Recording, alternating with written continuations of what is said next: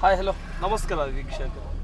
ಇಂದು ಕಿತ್ತೂರು ಕರ್ನಾಟಕ ಭಾಗದಲ್ಲಿ Bharat times media networking ತಂಡದಿಂದ ಭೇಟಿ ಮಾಡಲಾಗಿದೆ.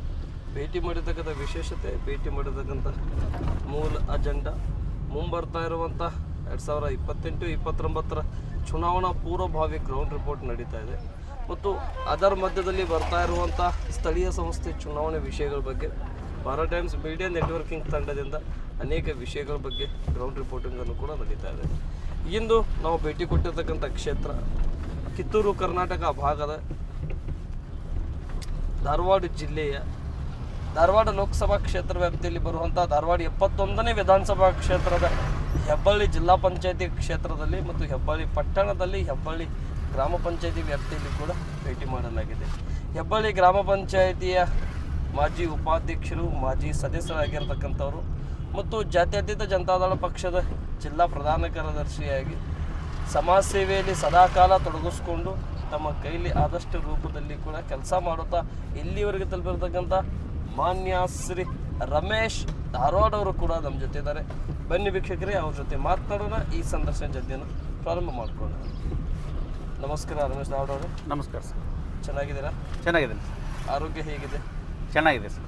S, okay. ನನ್ನ ಮೊದಲನೇ ಪ್ರಶ್ನೆ ಅನ್ನೋದಕ್ಕಿಂತ ನಾನು ನಿಮ್ಮ ವೈಯಕ್ತಿಕ ಕಡೆ ಬರ್ತಾ ಇದ್ದೇನೆ. ಓಕೆ. ಎಷ್ಟು ವಯಸ್ಸು ಸರ್ ನಿಮಗೀಗ? 40 ವಯಸ್ಸು ಸರ್. 40 ವರ್ಷ. 40 ವರ್ಷ. S, okay.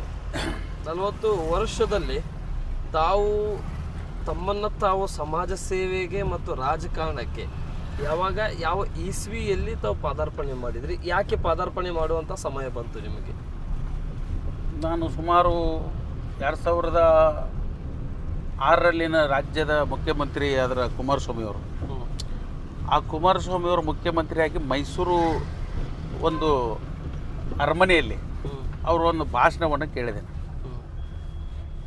ಆ ಭಾಷಣ ಮೈಸೂರು ಅರಮನೆಯಲ್ಲಿ ಲಕ್ಷಾಂತರ ಜನ ಕುಂತು ಅಲ್ಲಿ ಆ ಸಭೆಯನ್ನು ಉದ್ದೇಶಿಸಿ ಮಾತಾಡಿದಂಥ ಕುಮಾರಸ್ವಾಮಿ ಅವರು ಸೂಜಿ ಬಿದ್ದರೆ ಸಪ್ಪಳಾಗಬೇಕಂತ ಅರಮನೆ ಮೈದಾನದಲ್ಲಿ ಆ ಒಂದು ಅವ್ರು ಮಾಡಿರ್ತಕ್ಕಂಥ ಕಾರ್ಯಕ್ರಮಗಳು, ಕುಮಾರಸ್ವಾಮಿ ಅವರು ಕೊಟ್ಟಿರ್ತಕ್ಕಂಥ ಯೋಜನೆಗಳು ನನ್ನ ಮನಸ್ಸಿಗೆ ಭಾಳ ಹತ್ತಿರ ಬಂದವು.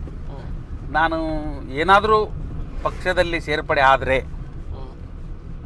ಕುಮಾರಸ್ವಾಮಿಯವರು ಒಂದು ಪಕ್ಷದಲ್ಲಿ ಸೇರ್ಪಡೆ ಆಗಬೇಕು ಅನ್ನುವಂಥ ದೃಢ ನಿರ್ಧಾರವನ್ನು ನಾನು ಅಂದೇ, ಅವಾಗ ನಾನು PUC ಇದ್ದೆ, ಅಂದೇ ನಾನು ನಿರ್ಧಾರ ಮಾಡಿ ಒಂದು ಹೆಜ್ಜೆಯನ್ನಿಟ್ಟು ಆಗ ಈ ಭಾಗದಾಗ ನಮ್ಮ ಅಮೃತ್ ದೇಸಾಯಿ ಅವರು ನಮ್ಮ ಜಿಲ್ಲಾ ಪಂಚಾಯತಿ ಸದಸ್ಯರಿದ್ದರು. ಅವರು ಈ ಭಾಗದ 71 ಮತಕ್ಷೇತ್ರದ ನಾಯಕರಿದ್ದರು. ನಮ್ಮೆಲ್ಲ ಈ ಒಂದು ಭಾಗದಲ್ಲಿ ಗದಗ ಜಿಲ್ಲಾ ಪಂಚಾಯತಿ ಸದಸ್ಯರಾಗಿದ್ದರು. ಆದರೆ MLA ಕ್ಷೇತ್ರದಿಂದ ಅವರೇ ನಮ್ಮ ಕಾನ್ಸೆಪ್ಟ್ ಮಾಡ್ತಿದ್ರು, JDS ಪಕ್ಷದಿಂದ. ಮತ್ತು ಅವ್ರನ್ನ ನಮ್ಮ ಊರಿನ ಆಗಿನ ಹಿರಿಯರಾದಂಥ ನಮ್ಮ ಬಸವರಾಜ್ ಸಾಲಿ ಕಾಕಾರು, ಆ ಬಳಿಕ ಭೀಮಣ್ಣವರು, ಬಸವರಾಜ್ ತಂಬಾಕದವರು, ಆ ಬಳಿಕ ನಮ್ಮ ತಾಲೂಕ್ ಪಂಚಾಯತ್ ಸದಸ್ಯರಾದಂಥ ಮಲ್ಲೇಶಣ್ಣ ಮರಬೋದವರು, ಈ ಎಲ್ಲ ಮಹನೀಯರ ಒಂದಿಗೆ ನಾವು ಆಗಿನ ಆಗಿನ JDS ಪಕ್ಷವನ್ನು ಸೇರ್ಪಡೆಯಾಗಿ ನಮ್ಮ ಒಂದು ಕಾರ್ಯರೂಪಕ್ಕೆ ತರಲಿಕ್ಕೆ ಅವಾಗಿನ ಅಮೃತ್ ದೇಸಾಯಿಯವರು ಭಾಳ ದೊಡ್ಡ ಹೆಜ್ಜೆಯನ್ನು ನಮಗೆ ಕೊಟ್ಟರು. ಮಾಡಿರಿ, ಸಂಘಟನೆ ಮಾಡಿರಿ ಅಂಥೇಳಿ. ಅಲ್ಲಿಂದ ನಾವು ಸಂಘಟನೆ ಸ್ಟಾರ್ಟ್ ಮಾಡ್ಕೊತ JDS ಪಕ್ಷವನ್ನು ಬಿಟ್ಟಿಲ್ಲ ನಾವು ಇನ್ನೂವರೆಗೂ. ಅಲ್ಲೇ ಏನಾದರೂ ಕೂಡ ಯಾರೋ ಬಿಟ್ಟು ಹೋದರೂ ಕೂಡ ನಾನು ಕುಮಾರಣ್ಣರ ಒಂದು ತತ್ವ ಸಿದ್ಧಾಂತದೊಳಗೆ ಈ ಒಂದು ಪಾರ್ಟಿ ಒಳಗೆ ಉಳ್ಕೊಂಡು ಬಂದೆ ಇಲ್ಲಿವರೆಗೆ. ಸರಿ, JDS ಪಕ್ಷ ಆಯ್ಕೆ ಮಾಡ್ಕೊಂಡ್ರಿ. JDS ಪಕ್ಷ ಆಯ್ಕೆ ಮಾಡ್ಕೊಂಡಾಗಿಂದ ಇಲ್ಲಿಯವರೆಗೆ ಯಾವ್ಯಾವ ರೀತಿ ಅಭಿವೃದ್ಧಿಗೆ ಪಾತ್ರ ವಹಿಸಿದ್ರಿ? ಯಾವ್ಯಾವ ಸಂಘಟನೆ, ಯಾವ್ಯಾವ ಪ್ರತಿಭಟನೆಯಲ್ಲಿ ತಾವು ಭಾಗಿಯಾದ್ರಿ? ನೋಡಿ, JDS ಪಾರ್ಟಿ ಒಳಗೆ ನಾವು ಬೆಳೆದಾಗಂಥ ರೈತರ ಹೋರಾಟಕ್ಕಾಗಿ ಮೊದಲ ಆದ್ಯತೆ. ನಮ್ಮ ನಾಯಕರಾದಂಥ ಆಗಿನ ಕುಮಾರಸ್ವಾಮಿ ಅವರಾಗಲಿ, ಇಲ್ಲಿ ಗಂಗಾಧರ ಪಾಟೀಲ್ ಕುಲಕರ್ಣಿ ಅವರಾಗಲಿ, ಹೆಬ್ಬಳ್ಳಿಯ ನಮ್ಮ ಎಲ್ಲ ಯುವಕರಾಗಲಿ ಭಾಳ ದೊಡ್ಡ ಮಟ್ಟದ ಹೋರಾಟವನ್ನು ನಾವು ಆಗಿನ ಯೋಗೇಶ್ ಗೌಡ್ರು ಅಂತಿದ್ರಲ್ಲಿ. ಅವರು ಕೂಡ ರೈತರ ಹೋರಾಟಗಾರ. ಅಂದರೆ ನಾವು ಏನೋ ಮಾಡಿ ಅವರು ಆ ಒಂದು ಕಾರ್ಯಕ್ರಮಕ್ಕೆ ಬೆನ್ನೆಲುಬಾಗಿ ನಿಂದಿರ್ತಿದ್ರು, ಭಾಗಿಯಾಗ್ತಿದ್ರು. ಮತ್ತು ಇಲ್ಲಿ ಯಾವುದೇ ಕಾರ್ಯಕ್ರಮ ನಾವು ರೈತರಿಗೆ ಹೋರಾಟ ಆಗಲಿ, ಬೆಳೆ ನಷ್ಟ ಆಗಲಿ, ಬೆಳೆ ಹಾನಿ ಆಗಲಿ, ಮತ್ತು ರೈತರಿಗೆ ಯಾವುದೇ ತೊಂದರೆ ಆಗಲಿ, ಇವತ್ತು ನೋಡಿ ಸಬ್ಸಿಡಿ ಆಗಿನ ಕಾಲದಾಗ ಕುಮಾರಸ್ವಾಮಿ ಅವರು ಕೊಟ್ಟಂಥ ಸಬ್ಸಿಡಿ ಇನ್ನೂವರೆಗೆ ಯಾವುದೇ ಕಾರಣಕ್ಕೂ ಸಬ್ಸಿಡಿ ಸಿಗ್ತಾ ಇಲ್ಲ ರೈತರಿಗೆ. ಹೀಗಾಗಿ ನಾವು ಮೊನ್ನೆ ಕೂಡ ಈಗೇನು ಹೆಸರು ಬೆಳೆ ಮತ್ತು ಉದ್ದಿನ ಬೆಳೆ ಆ ಒಂದು ಬೆಂಬಲ ಬೆಲೆ ಕೇಳಕ್ಕೆ ಹೋದ್ರೂ ಜಿಲ್ಲಾಧಿಕಾರಿವರೆಗೂ ನಾವು ಮನವಿಯನ್ನು ಮಾಡಿ ಬಂದಿದ್ದೇವೆ. ಸರಿ, ಪ್ರತ್ಯೇಕವಾಗಿ ರಾಜಕಾರಣಕ್ಕೆ ತಾವು ಯಾವಾಗ ಎಂಟ್ರಿ ಕೊಟ್ರಿ? ಅಂದರೆ ನಿಮ್ಮ ರಾಜಕಾರಣ ಅನ್ನೋದಕ್ಕಿಂತ ರಾಜಕಾರಣ ರೂಪದಿಂದ ತಾವು ಹೋರಾಟವನ್ನು ಪಡೆದುಕೊಳ್ಳಬೇಕು ಅನ್ನೋಂಥ ವಿಷಯದ ಮೇರೆಗೆ ಯಾವಾಗಿನ ಎಂಟ್ರಿ ಕೊಟ್ರಿ? ನಾನು ಹೇಳಿದ್ನಲ್ಲ ಸರ್, ನಾನು 15 ಅದು ನೀವು ಬಂದಿದ್ದಾಯ್ತು, ಪಕ್ಷ ಸೇರ್ಪಡೆ ಆದ್ರಿ, ಪ್ರತಿಭಟನೆಯನ್ನು ಕೂಡ ಮಾಡಿದ್ರಿ.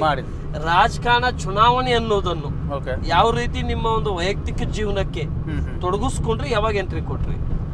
ನಾವು ನಮ್ಮ ಕಡೆ ಮೀಸಲಾತಿ ಅನ್ನೋದನ್ನು ಕೊಟ್ಟಿದ್ರು ಸರ್. ಇಲ್ಲಿ ಅದು ನಮ್ಮ ವಾರ್ಡಿನ 2 ಹೆಣ್ಣು ಸೀಟ್ ಆಗಿದ್ವು. ಅಂದ್ರೆ ವಾರ್ಡ್ನೊಳಗೆ ಈ ಥರ ಆಗಿದೆ ಅಂತೇಳಿ ನಾವು ಎಲ್ಲರಿಗೂ ಗಮನಕ್ಕೆ ಕೊಟ್ಟಿವಿ ಅದನ್ನು.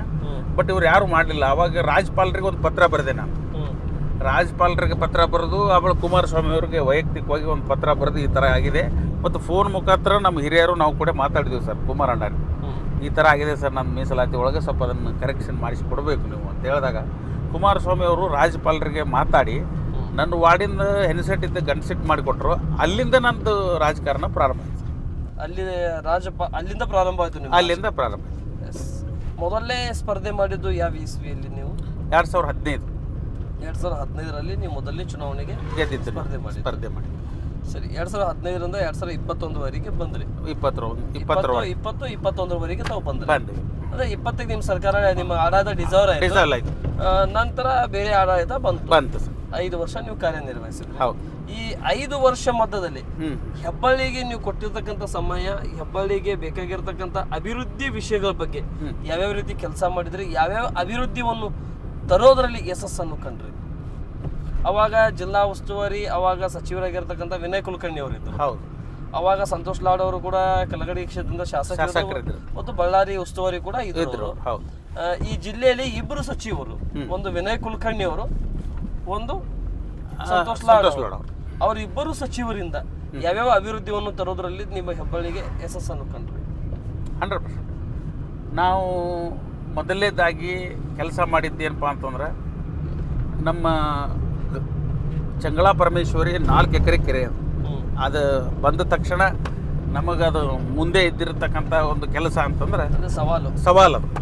ಅದು ಯಾರು ಕೂಡ ಅಲ್ಲಿ ಕೈ ಹಾಕಿದ್ದಿಲ್ಲ. ಅದ್ರ ಮನೆ ಕಟ್ಟಿದ್ರು, ಆ ಬಳಿಕ ಸಣ್ಣ ಗುಡಿಸ್ಲು ಹಾಕಿದ್ರು. ಚಂಗಳಾ ಪರಮೇಶ್ವರಿ ಗುಡಿದೆ ಅದು ಆ ದೇವಸ್ಥಾನದ್ದು. ಅದು ಧರ್ಮಸ್ಥಳ ಧರ್ಮಾಧಿಕಾರಿಗಳು ಅವಾಗ ಸ್ವಚ್ಛ ಕಾರ್ಯಕ್ರಮಕ್ಕೆ ಇಷ್ಟು ದುಡ್ಡು ಕೊಡ್ತೇವೆ ಅಂತ ಹೇಳಿ ಅವರ ಸಂಘಟನೆಯಿಂದ ನಮ್ಮ ಪಂಚಾಯತಿಗೆ ಬಂದರು. ಅವರು ಇಲ್ಲ, ನಾವು ನಿಮಗೆ ಧನ ಸಹಾಯ ಮಾಡ್ತೇವೆ, ನೀವು ಯಾಕೆ ನಿಮ್ಮೂರ ಅಭಿವೃದ್ಧಿ ಮಾಡಲ್ಲ ಅಂದಾಗ ನಾವು ಆ ಒಂದು ಪ್ರಶ್ನೆಗೆ ಗುರುಗಳಿಗೆ ಕಳಿಸ್ಕೊಟ್ಟಿರ್ತಕ್ಕಂಥ ಅವರ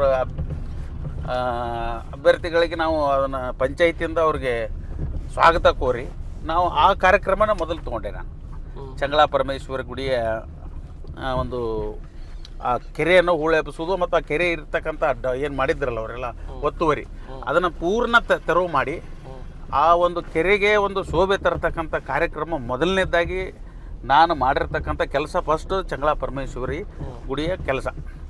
ಅದು 4 ಎಕರೆ ಒತ್ತುವರಿ ಆಗಿರ್ತಕ್ಕಂಥದ್ದನ್ನು ತೆರವು ಮಾಡಿ ಮತ್ತು ಅಲ್ಲಿ ಇರ್ತಕ್ಕಂಥ ಜನರನ್ನೆಲ್ಲರನ್ನು ಸರಿಸಿ ಅಲ್ಲಿ ಗುಡಿಸಲು ಅವು ಇವು ಎಲ್ಲ ಹಾಕಿದ್ರು, ಬನಿವೆ ಹಾಕಿದ್ರು, ಅವನ್ನೆಲ್ಲ ತೆರವು ಮಾಡಿದ್ವಿ. ಅದರಿಂದ ನಮಗೆ ಸಾಕಷ್ಟು ಮಂದಿ ವಿರೋಧ ಮಾಡಿದ್ರು ಖರೆ. ಬಟ್ ಅವಾಗ ನಮ್ಮ ಬೆನ್ನಿಗೆ ನಿಂತವರು ಅಶೋಕ್ ಸೂರ್ಯವಂಶಿ ಅವರು ನೆನೆಸ್ಬೇಕ್ರ ಈ ಒಂದು ಇದ್ರೊಳಗೆ. ಆ ಬಳಿಕ ನಮ್ಮ ಸಾಲಿ ಬಸಪ್ಪ ಕಾಕರ್ ನೆನೆಸ್ಬೇಕು, ಮತ್ತು ನಮ್ಮ ಮಲ್ಲೇಶನ ಮರಬೋದವ್ರು ನೆನೆಸ್ಬೇಕು, ಮತ್ತು ಭಂಡಾರಿ ಭೀಮಣ್ಣ ಕಾಕರ್ ನೆನೆಸ್ಬೇಕು. ಈ ಎಲ್ಲ ಮಹನೀಯರನ್ನು ತೊಗೊಂಡ್ರೆ ನಾನು ಕೆಲಸ ಮಾಡಿದೆ. ಆ ಕೆಲಸವನ್ನು ನೋಡಲಿಕ್ಕೆ ಮಾನ್ಯ ಜಿಲ್ಲಾ ಉಸ್ತುವಾರಿ ಮಂತ್ರಿಗಳಾದಂಥ ವಿನಯ್ ಕುಲಕರ್ಣಿಯವರು ಆಗಮಿಸಿದ್ರು. ಅದಕ್ಕೆ ಭಾಳ ಚೆನ್ನಾಗಿ 4 ಎಕರೆ ಕೆಲಸವನ್ನು ಮಾಡಿದ್ದಾನೆ ರಮೇಶ, ನೀವು ಬರ್ಬೇಕು ಸರ್ ಅಂತ ನೋಡಿದಾಗ ಅವ್ರು ಸಾಹೇಬರು ನಮ್ಗೆ ಟೈಮ್ ಕೊಟ್ಟು ಇಂಥ ದಿನ ಬರ್ತೇನೆ ಅಂತೇಳಿ ಬಂದರು. ಅವರು ಬಂದು ಆ ಕೆರೆ ವೀಕ್ಷಣೆಯನ್ನು ನೋಡಿ ಭಾಳ ಸಂತೋಷಪಟ್ಟರು. ಅಡ್ಡಿ ಇಲ್ಲ, ಒಳ್ಳೆ ಕೆಲಸ ಮಾಡಿದೆ ರಮೇಶ, ಇಂಥ ಕೆಲಸ ನೀವು ಮಾಡ, ನಾವು ಎಲ್ಲ ರೀತಿ ನಿಂಗೆ ಸಪೋರ್ಟ್ ಇರ್ತೇವೆ ಅಂತ ಹೇಳಿ ಅವರು ನಮಗೆ ಬೆಂಬಲವನ್ನು ಕೊಡೋದ್ರ ಮುಖಾಂತರ, ಮತ್ತು ನಿನಗೇನೋ ಅನ್ನೋದ್ರು ಅನುದಾನ ಬೇಕಾದರೂ ನಾ ಹಾಕ್ತೇನೆ ಇಲ್ಲಿ ಅಂತ ಹೇಳಿದ್ರೆ, ನಮಗೆ ಅನುದಾನ ಬೇಡ ಸರ್, ನೀವು ಬಂದು ನೋಡಿ ಹೋದ್ರೆ ಸಾಕಾಗಿತ್ತು ಅಂತ ನಾನು ಹೇಳಿದ್ದೆ ಅವ್ರಿಗೆ.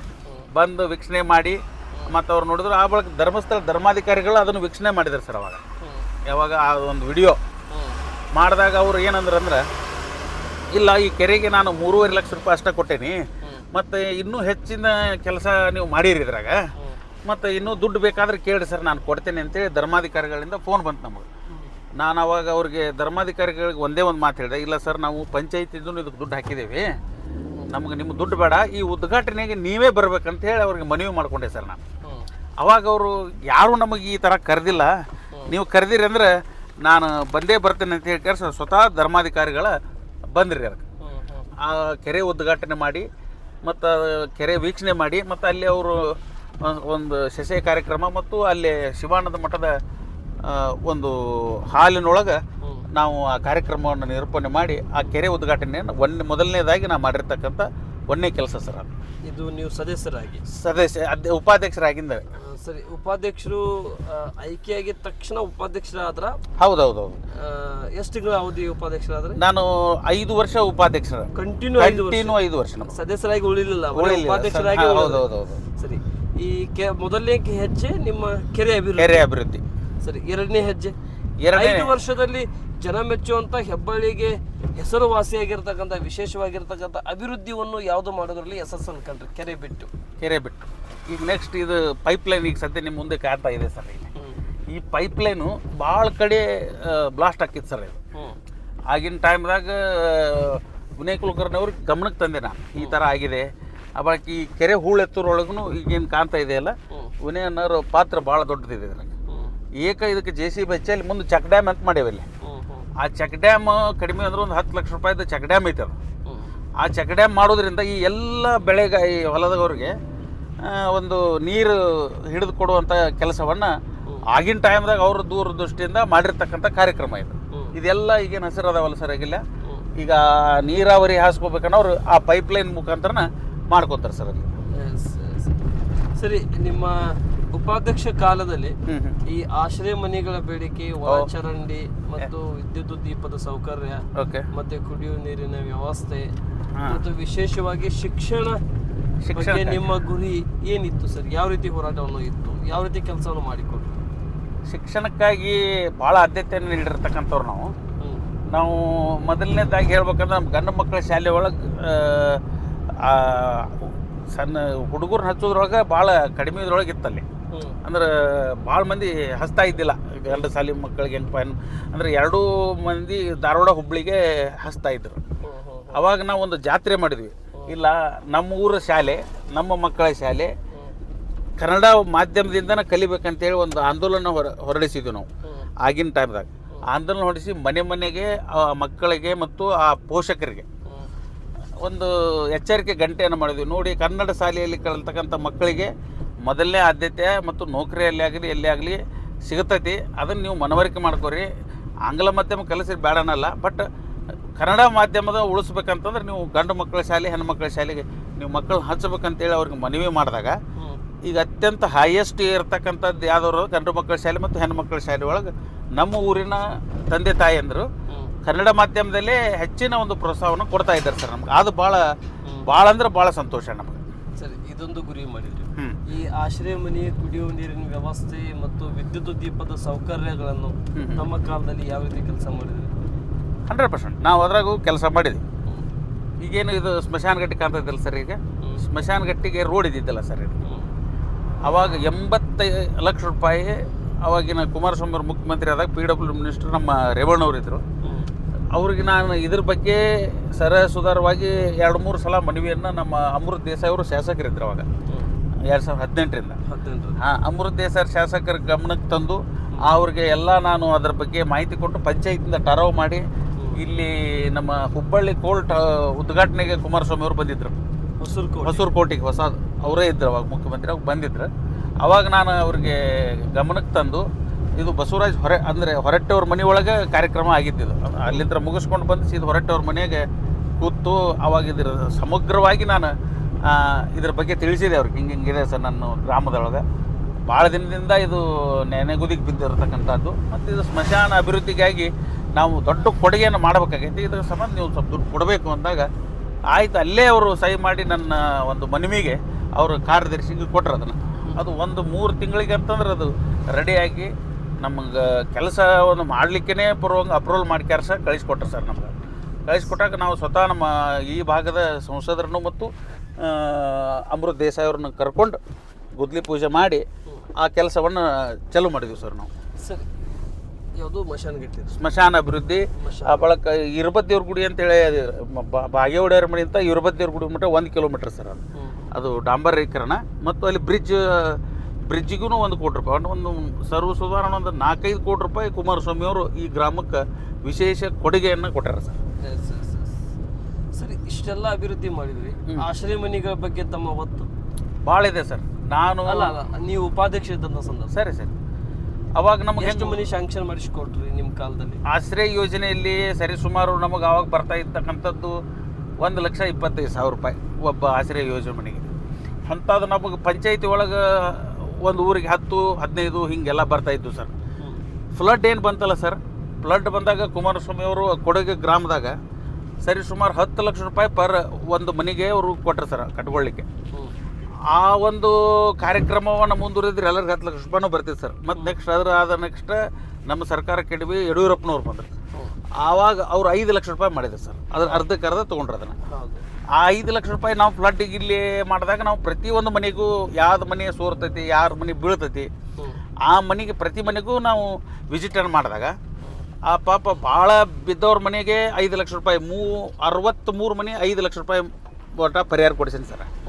ಮತ್ತು ಸ್ವಲ್ಪ ಸೋರ್ತಾ ಇದ್ದು ಸ್ವಲ್ಪ ಬಿದ್ದಿರ್ತಕ್ಕಂಥ ಮನೆಗಳಿಗೆ ಸ್ವತಃ ನಾವೇ ಅಡ್ಡಾಡಿ ಆಗಿನ ತಹಸೀಲ್ದಾರ್ ಕಟ್ಟಿಯವ್ರು ನಾವು ನೆನೆಸ್ಬೇಕು. ಇವತ್ತು ಕಟ್ಟಿ ಅಂತೇಳಿ ನಮ್ಮ ತಹಸೀಲ್ದಾರ್ ಸಾಹೇಬ್ರಿದ್ರು, ಅವ್ರು ನೆನೆಸ್ಬೇಕು. ಎಲ್ಲ ಯಾರೋ ಒಂದು ಬಿದ್ದೈತಪ್ಪ ಅಂತಂದ್ರೆ ಬಡವ್ರ ಮನೆಗೆ 50,000 ರೂಪಾಯಿ ಸಹಾಯಧನ ಕೊಡುವಲ್ಲಿ ಭಾಳ ದೊಡ್ಡ ಹೆಮ್ಮೆಯನ್ನು ಅನ್ನಿಸ್ಕೋಬೇಕು. ನಮ್ಮ ಗ್ರಾಮ ಪಂಚಾಯತಿಯಿಂದ ನಾವು ಮಾಡಿದ್ದೇವೆ ಸರ್. ಅದು ಭಾಳ ದೊಡ್ಡ ಕೆಲಸಗಳನ್ನು ಮಾಡೇವಿ. ಈಗೇನು ಈ ರೋಡ್ ಹೊಂಟೈತಲ್ಲ ಸರ್, ಇದು 1 ಕೋಟಿ ರೂಪಾಯಿ ರಸ್ತೆ ಇದೆ. 1 ಕೋಟಿ ರೂಪಾಯಿ ರಸ್ತೆ ಇದು ಕುಮಾರಸ್ವಾಮಿ ಅವರು ಕೊಟ್ಟಿರ್ತಕ್ಕಂಥದ್ದೇ ಇದು. ಸರಿ, ಇಷ್ಟೆಲ್ಲ ಅಭಿವೃದ್ಧಿ ಮಾಡಿರಿ.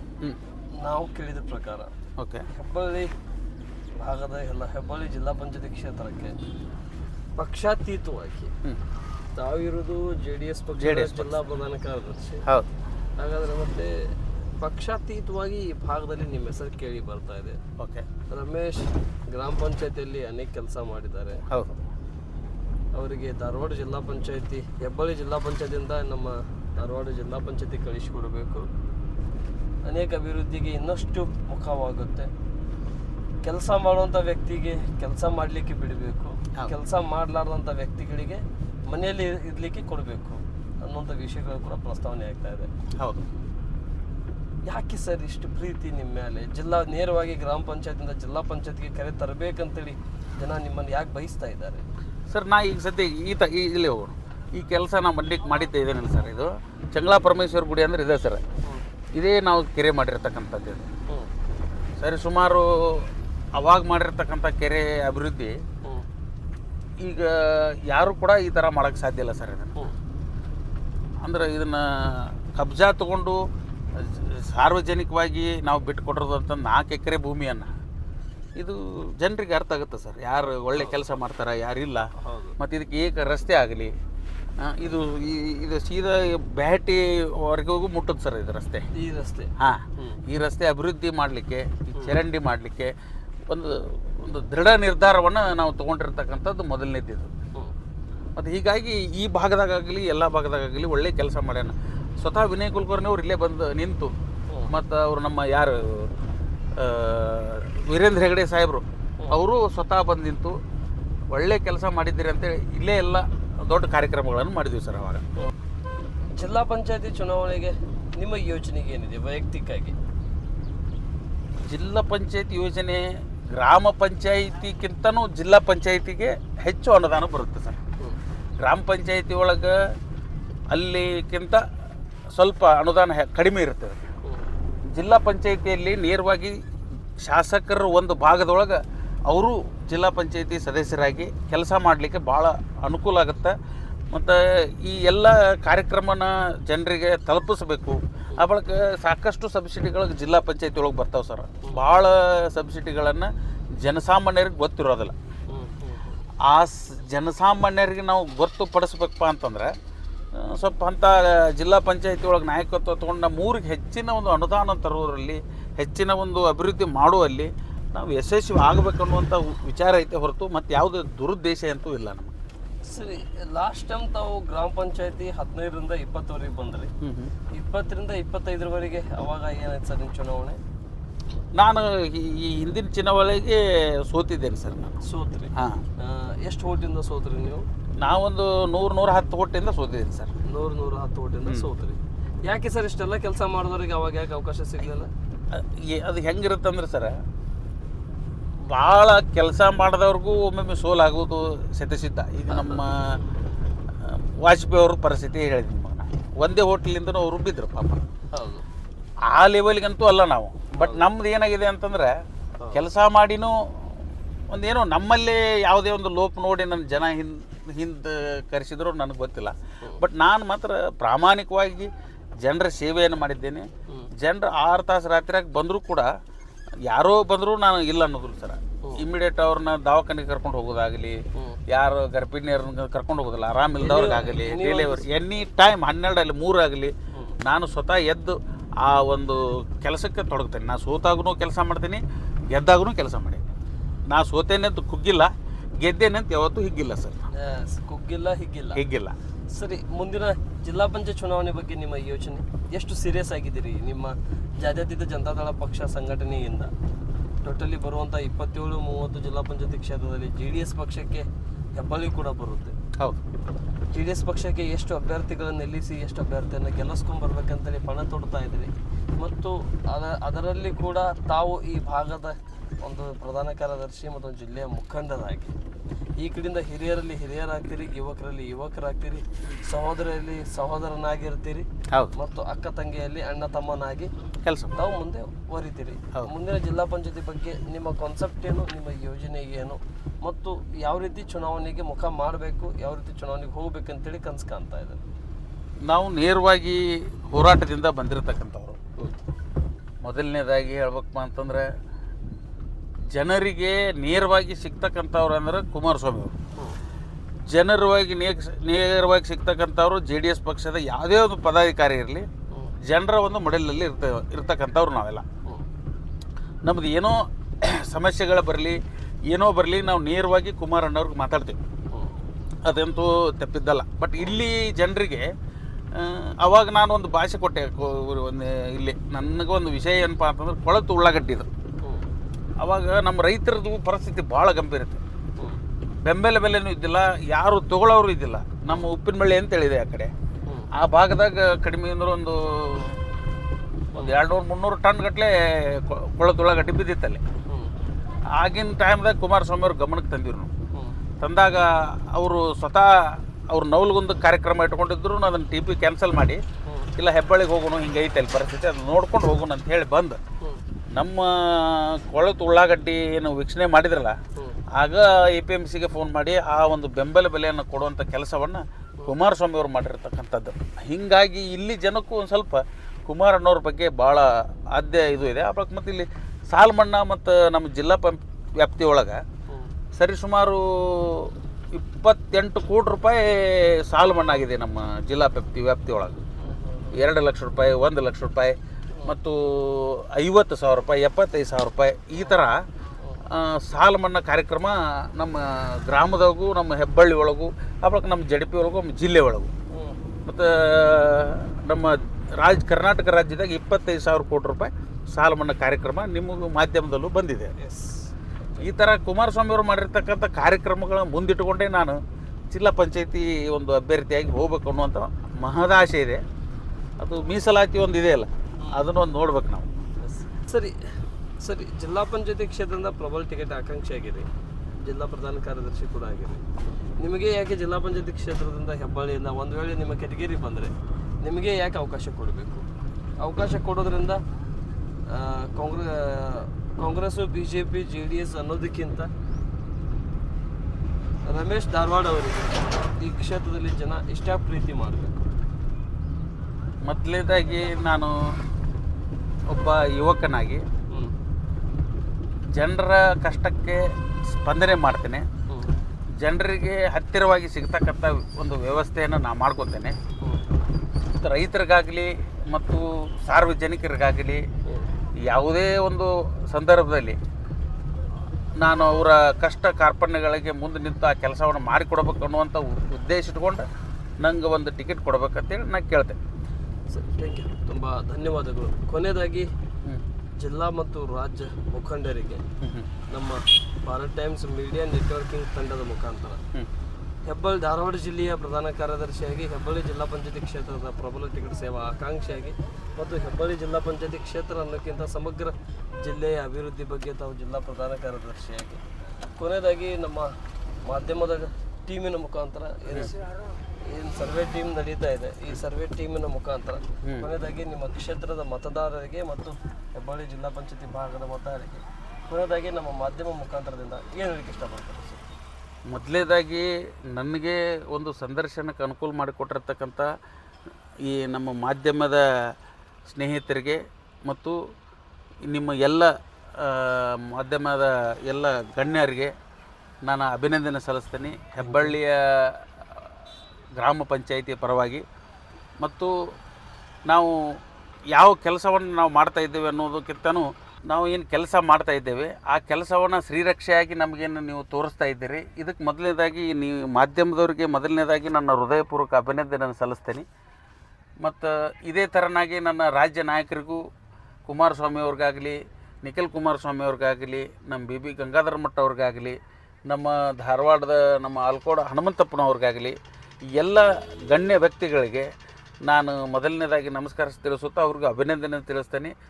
ನಂದು ಪಕ್ಷ ಸೇವೆಯನ್ನು ಗುರುತಿಸಿ ತಾವು ನಮ್ಮನ್ನ ಯುವಕರಿಗೊಂದು ಅವಕಾಶ ಕೊಟ್ಟರೆ ನಾನು ಈ ಭಾಗದಾಗ ಭಾಳ ಇನ್ನೂ ಹೆಚ್ಚಿನ ಮಟ್ಟದ ಒಂದು ಅಭಿವೃದ್ಧಿಯನ್ನು ತರಲಿಕ್ಕೆ ನಾನು ಬಯಸ್ತೇನೆ ಅನ್ನುವಂಥ ಮಾತನ್ನು ಈ ಸಂದರ್ಭದಲ್ಲಿ ಮಾಧ್ಯಮದವರಿಗೆ ಮತ್ತೊಮ್ಮೆ ಅವರಿಗೆ ವಂದನೆಯನ್ನು ತಿಳಿಸ್ತಾ ನಾನು ಮಾತನ್ನು ಮುಗಿಸ್ತೇನೆ. ಥ್ಯಾಂಕ್ ಯು, ತುಂಬ ಧನ್ಯವಾದಗಳು. ರಮೇಶ್ ಧಾರವಾಡ ಅವರ ಇಷ್ಟೊತ್ತಿನವರಿಗೆ ಭಾರತ್ ಟೈಮ್ಸ್ ಮೀಡಿಯಾ ನೆಟ್ವರ್ಕಿಂಗ್ ತಂಡದ ಏನು ಗ್ರೌಂಡ್ ರಿಪೋರ್ಟಿಂಗ್ ನಡೀತಾ ಇತ್ತು, ಆ ಗ್ರೌಂಡ್ ರಿಪೋರ್ಟಿಂಗ್ನಲ್ಲಿ ನಿಮ್ಮ ಹೆಸರು ಬಂದಂಥ ಮೇರೆಗೆ ಮತ್ತು ಕ್ಷೇತ್ರದಲ್ಲಿ ರಾಜಕಾರಣ ಅನ್ನೋದಕ್ಕಿಂತ ಅಭಿವೃದ್ಧಿಯ ರಾಜಕಾರಣ, ಅಭಿವೃದ್ಧಿಯೇ ಮೂಲ ಉದ್ದೇಶ ಅನ್ಕೊಂಡು ತಾವೇನು ಮುಂದೆ ಸಾಗ್ತಾ ಇದ್ರಿ. ಮುಂದೆ ದಿನಮಾನದಲ್ಲಿ ಆ ಭಗವಂತ ಆದಷ್ಟು ಬೇಗ ನಿಮಗೆ ಯಶಸ್ಸನ್ನು ಕೊಡಲಿ ಮತ್ತು ಅಭಿವೃದ್ಧಿ ಮಾಡುವಂಥ ಕನಸು ನನಸು ಅನ್ನೋದಕ್ಕಿಂತ ಅಭಿವೃದ್ಧಿ ಮಾಡುವಂಥ ಛಲ ನಿಮಗೆ ಕೊಡಲಿ ಮತ್ತು ಅಭಿವೃದ್ಧಿಯೇ ನಿಮ್ಮ ಮೂಲ ಉದ್ದೇಶ ಅಂದ್ಕೊಂಡು ತಾವೇನು ಕೆಲಸಕ್ಕೆ ಹೋಗ್ತಾಯಿದ್ರಿ ಆ ಕೆಲಸದಲ್ಲಿ ಕೂಡ ತಾವು ಯಶಸ್ಸನ್ನು ಕಾಣಲಿ ಅಂತ ಹೇಳುತ್ತಾ ಈ ಸಂದರ್ಶನ ಮುಗಿಸ್ತಾ ಇದ್ದೀನಿ. ನಮಸ್ತೆ, ಜೈನ್ ಸರ್. ನಮಸ್ಕಾರ ಸರ್, ತುಂಬ ಧನ್ಯವಾದ.